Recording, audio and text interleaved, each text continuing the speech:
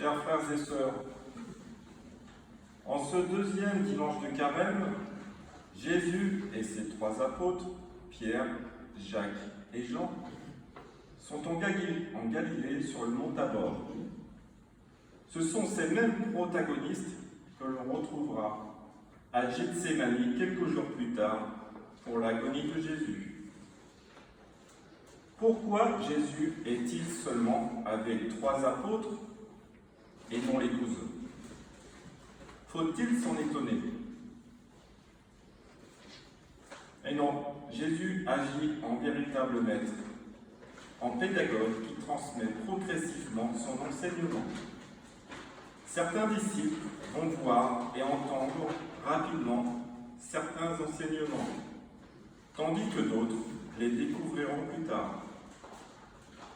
L'expérience de la transfiguration vient du mot grec métamorphosie, qui signifie métamorphose. L'évangile de la métamorphose nous fait contempler la gloire de Christ qui anticipe la résurrection et annonce la divinisation de l'homme.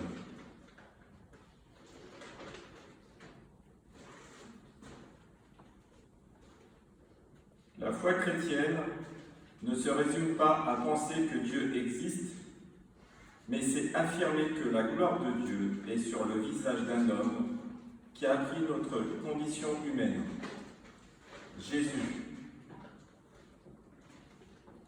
Quand Marc rapporte que Jésus resplendit comme d'une telle blancheur que personne n'en avait jamais vu, en réalité, c'est l'anticipation de la nature divine du Sauveur qui ne sera entièrement révélée que quelques jours plus tard par la passion, la mort et la résurrection sur les forces du mal.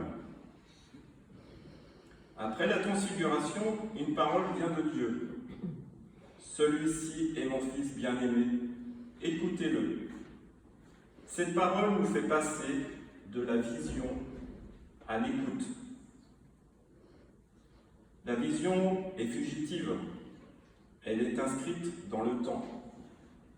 Mais au contraire de la parole, car elle est intemporelle, c'est pourquoi la parole qu'entendent les disciples est supérieure à la vision de l'événement. Cette parole rappelle celle qui a été prononcée lors du baptême de Jésus, mais cette fois-ci, elle s'adresse aussi aux disciples.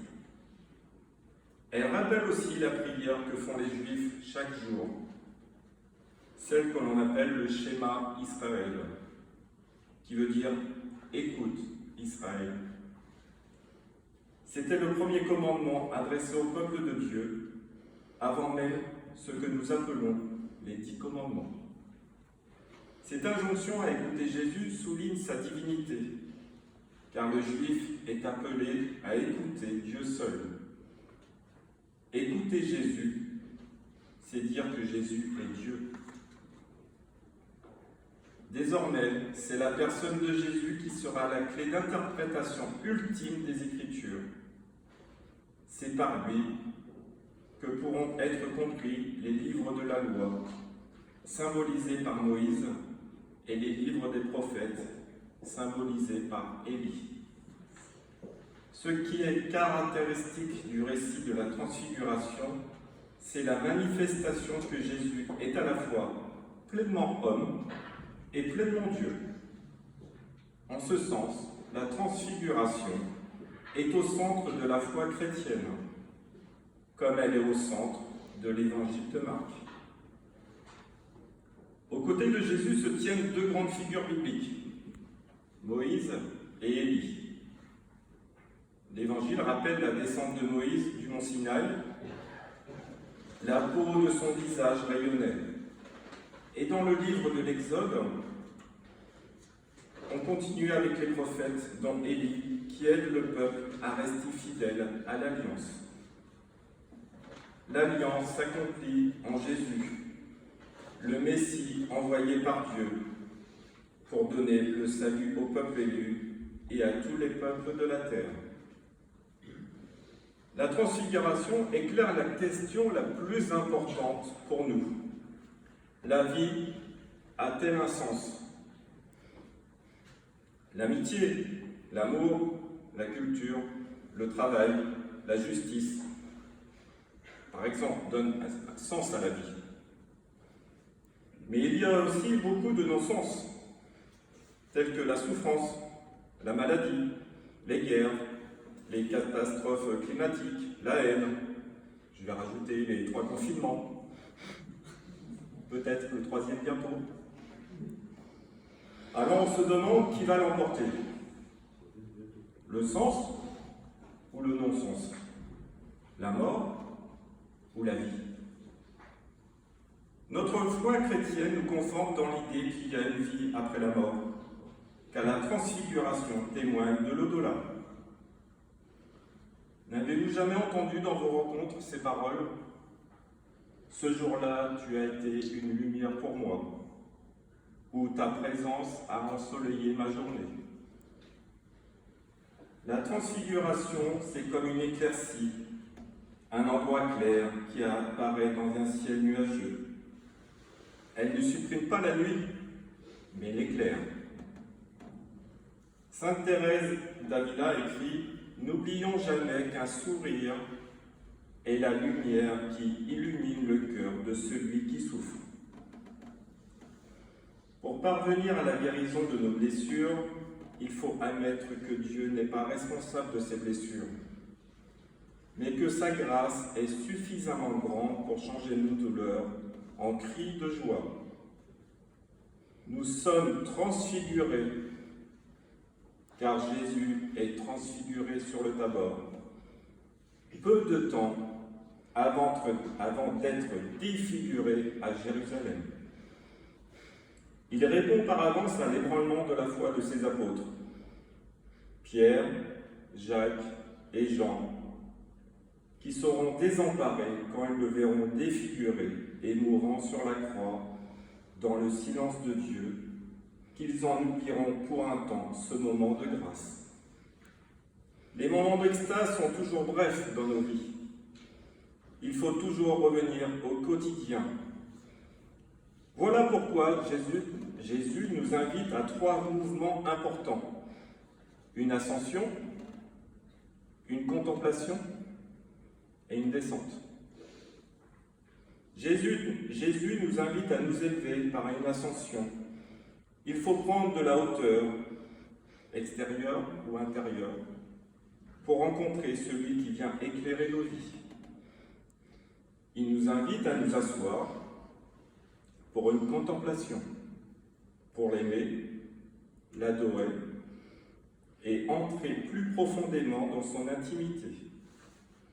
Et il nous demande de redescendre dans la plaine de notre quotidien pour éviter toute tentation de rester à la lumière qui brille sans cesse et de construire notre tente indéfiniment auprès de lui. Il nous faut passer, hélas, par des difficultés pour grandir, afin de goûter à la lumière qui illumine, qui métamorphose tout notre être. Par le récit de la transfiguration, le Seigneur nous redonne courage. N'ayez pas peur, je suis vainqueur du monde. Avec moi, vous traverserez les épreuves et les difficultés de cette vie, qui ne signifie pas que Dieu vous a abandonné. En effet, frères et sœurs, les épreuves sont l'expression du combat de la lumière et des ténèbres dans notre cœur et dans le monde d'aujourd'hui. La transfiguration montre que Jésus est l'homme qui prie. Dans la prière, Dieu est là, et sa manifestation est d'imprimer sur le visage du priant son rayonnement. Que ce 2e dimanche de Carême, frères et sœurs, nous donne d'entrer davantage dans les mystères de Jésus, nous donne de nous laisser irradier par lui, pour que nos yeux ne puissent plus voir nos frères et nos sœurs qu'à travers cette lumière qui rayonne de Jésus. Je finirai par une prière de sœur Emmanuel. Seigneur, accorde-moi aujourd'hui cette grâce. Regardez la face ensoleillée de chacun de ceux avec qui je vis. Il m'est parfois difficile, Seigneur, de dépasser les défauts qui m'irritent en eux. Aide-moi, Seigneur, à regarder ta face ensoleillée, même devant les pires événements. Ils peuvent être source d'un bien qui m'est encore caché. Accorde-moi, Seigneur, la grâce de ne travailler que pour le bien, le beau, le vrai, de chercher sans me lasser, dans chaque homme, l'étincelle que tu y as déposée en le créant à ton image. Donne-moi, à toute heure de ce jour, d'offrir un visage joyeux et un sourire d'amis à chaque homme, ton fils et mon frère. Donne-moi un cœur trop large pour ruminer mes peines, trop noble pour garder rancune, trop fort pour trembler, trop ouvert pour le